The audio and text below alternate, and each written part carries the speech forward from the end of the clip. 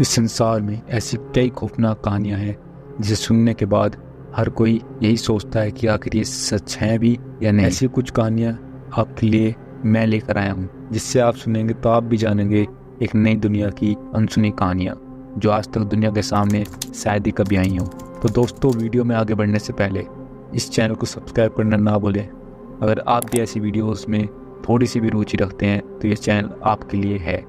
ये घटना है साल 1888 की, जिसमें अगस्त से लेकर नवंबर तक के महीने में लंदन के सैड डिस्ट्रिक्ट में एक के बाद एक 5 औरतों के खून होते हैं। वो किलर इतना खतरनाक था कि 5 औरतों की हत्या एक ही तरीके से करता है। पुलिस भी उन वुमेन के कातिल का पता लगाने में पूरी मेहनत लगा लेती है, लेकिन सब कुछ तब बेकार होता है जब उनके हाथों एक लेटर मिलता है। लेटर मिलने के कारण उनका जो ध्यान था अपने इन्वेस्टिगेशन से बिल्कुल हट जाता है कि वो लेटर झूठा था। वो इन्वेस्टिगेशन में सामने आया है। उस लेटर में लिखा था कि मैं ही असली कातिल हूँ, मुझे पकड़ सकते हो तो पकड़ लो, और अपना नाम जैक द रिपर बताता है। पुलिस अपनी इन्वेस्टिगेशन आगे बढ़ाती है और आज 100 साल से ज़्यादा हो चुके हैं, लेकिन उस लेटर के बारे में और उस व्यक्ति के बारे में आज तक कुछ पता नहीं चला कि आखिर वो किलर कौन था और ये लेटर कहाँ से आया। जो स्क्रीन पर आप कपड़ा देख रहे हैं ये कोई आम कपड़ों में नहीं है, इसकी एक अलग कहानी है। ये इटली के टूरिन शहर के सेंट जॉन बाप्टिस्ट चर्च में रखा हुआ है और इस कपड़े पर एक आदमी की छवि बनी हुई है जो आप देख सकते हैं। हमारे लोगों का मानना ये है, हमारे लोग मतलब इस दुनिया के लोगों का मानना यही है कि ईसा मसीह को सूली पर चढ़ाए जाने के बाद की तस्वीर है। लेकिन एक बात रिसर्च में सामने आई है, जो निशान ईसा मसीह के बताए जाते हैं वो नहीं हो सकते। उसका कारण यह है कि कार्बन डेटिंग में इस बात सामने आई थी कि कपड़ा जो है 12वीं या 11वीं सदी का हो सकता है, लेकिन जीसस जो है 2000 साल पहले हुए थे, तो एक कपड़ा उनका नहीं हो सकता। एक इटालियन फिजिसिस्ट का तो ये तक मानना है कि साइंटिफिक तरीके के जरिए ये साबित नहीं किया जा सकता कि ये कोई कपड़ा इंसान पर लपेटा गया था, मतलब कि जो हमारे जीसस थे उन पर लपेटा गया था। हाँ, ये जरूर कहा जा सकता है कि ये कपड़ा इसी टाइम एज का है जो 11वीं सदी में हो सकता है। ये प्रॉपर नहीं बता सकता कि ये जीसस का कपड़ा था या फिर किसी और का, और ये मिस्ट्री आज तक बनी हुई है।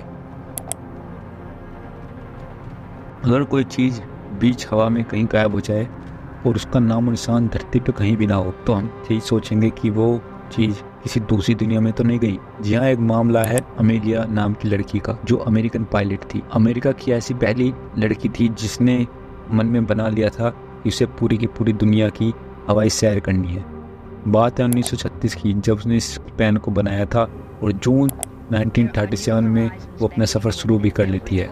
2 जुलाई 1937 को पैसिफिक ओशन के ऊपर से उसकी उड़ान भरते हुए अमेरिका का एरोप्लेन रहस्यमय तरीके से गायब हो जाता है। जहाज गायब होने के कुछ घंटे बाद ही अमेरिका और उनके हवाई जहाज के ऊपर एक पूरी टीम लगाई जाती है, जिससे अमेलिया और उनके हवाई जहाज का कुछ पता चल सके। लेकिन महीने बीतते गए, साल बीतते गए, लेकिन उसके बावजूद भी आज तक 5 जनवरी 1939 को तो उन्हें मरा हुआ घोषित कर ही दिया गया था, लेकिन अब तक उनके बारे में कुछ पता नहीं चल सका है और ये मिस्ट्री बरकरार है। अगर किसी कोड के बारे में आज बात करनी हो तो एक आम बात होगी, क्योंकि वो अपनी प्राइवेसी के लिए यूज़ में बिल्कुल लिए जाते हैं, चाहे मोबाइल एप्लीकेशंस हों या फिर अपने सॉफ्टवेयर का इस्तेमाल हो। लेकिन आज से 250-300 साल पहले एक कोड का इस्तेमाल करना बहुत अजीब बात थी। यह घटना इंग्लैंड में एक स्टैचू के ऊपर, जिसे सैफर्ड मोन्यूमेंट कहा जाता है, इसे 1763 के आसपास बनाया गया था, और इसके बनाने के पीछे का राज आज तक समझ में नहीं आया कि निकोलस पोसन की एक पेंटिंग का ऑर्किडियम सैफर्ड बना हुआ है, और इसके बिल्कुल ठीक नीचे जो आप फोटो में देख सकते हैं 10 अक्षर का कोड लिखा है। इस स्मारक और इस कोड को बने हुए 250 साल से ज़्यादा समय बीत चुका है, लेकिन आज तक कोई भी इसे सोल्व नहीं कर पाया। मशहूर बायोलॉजिस्ट चार्ल्स डार्विन ने इसका मतलब समझने की कोशिश की थी। अगर आपने द विंची कोड मूवी देखी होगी तो उसमें इसी के बारे में जिक्र है, जिसमें होली ग्रेल के बारे में पता होगा। डॉक्टर इसे खोज करता यही मानते हैं कि अगर इसको समझ लिया गया तो ये होली ग्रेल की लोकेशन तक ले जाएगा।